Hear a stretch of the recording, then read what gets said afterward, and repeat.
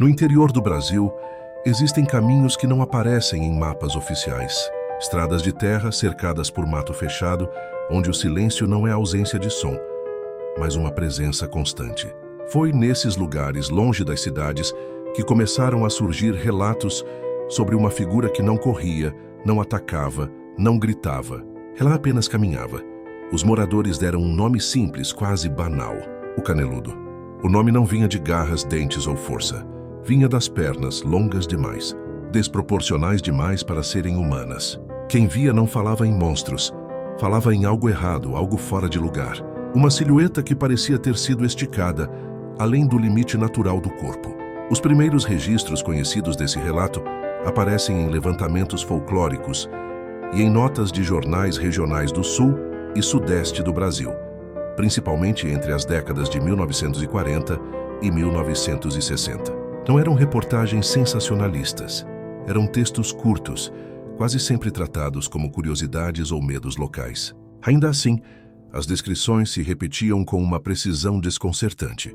Homens que voltavam do trabalho à noite, caminhando por estradas vicinais, relatavam perceber que não estavam mais sozinhos. Ao olhar para trás, viam uma figura alta, magra, com pernas longas demais, mantendo sempre a mesma distância. Não se aproximava, não ficava para trás.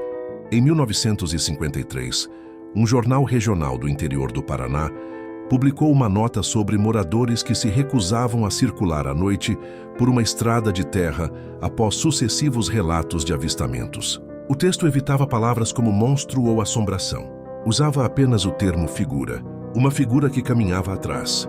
Anos depois, em 1961, no interior de Santa Catarina, trabalhadores rurais registraram um boletim de ocorrência após afirmarem que vinham sendo seguidos durante o retorno noturno do trabalho. O documento, citado posteriormente em estudos folclóricos, descrevia a mesma cena: uma silhueta humana, muito alta, de pernas excessivamente longas, que parava quando eles paravam e caminhava quando eles caminhavam. O que mais perturbava não era a aparência, era o comportamento. A figura não tentava alcançar, não demonstrava agressividade, apenas acompanhava. Sempre na mesma distância, sempre em silêncio.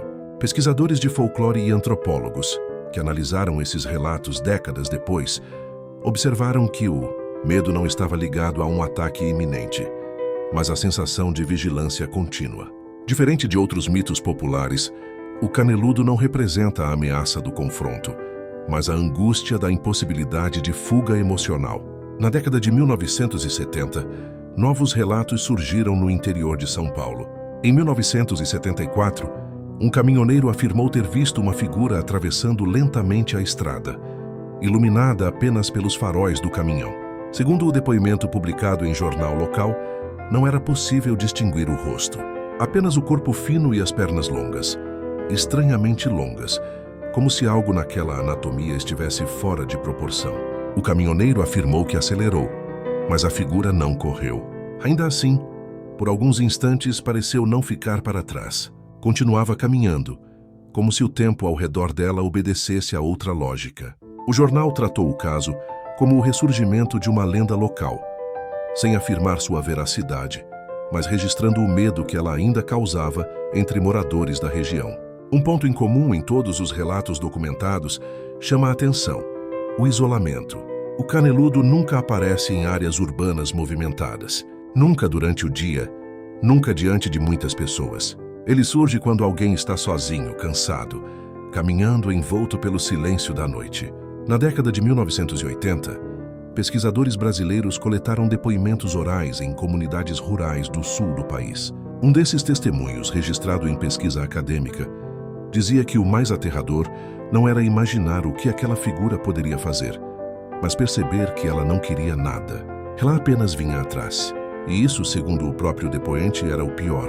Psicólogos sociais e estudiosos do medo coletivo interpretam o Caneludo como uma construção simbólica ligada à solidão, ao cansaço extremo e ao medo ancestral de ser seguido.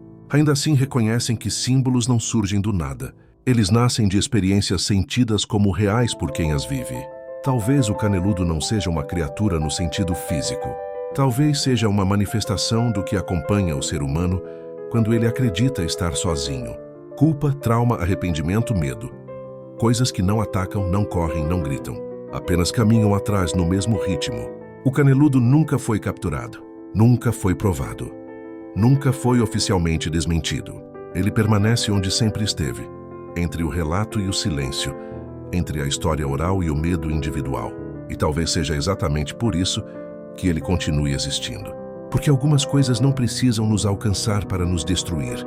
Elas só precisam nos acompanhar. E assim, mais um mistério se desdobra diante de nossos olhos, deixando perguntas sem respostas e o frio da inquietação em nossa mente. Se você sentiu o arrepio, se a história do caneludo despertou o seu medo ou a sua curiosidade, não esqueça, o mundo está cheio de sombras que caminham silenciosas ao nosso lado. Para continuar explorando os segredos, os horrores e os enigmas mais sombrios, assista aos outros arquivos do Decálogo do Dead Joe. Inscreva-se no canal, curta, comente suas impressões e compartilhe com aqueles que têm coragem de encarar o desconhecido. Lembre-se, no Decálogo do Dead Joe, o medo nunca dorme, ele apenas espera.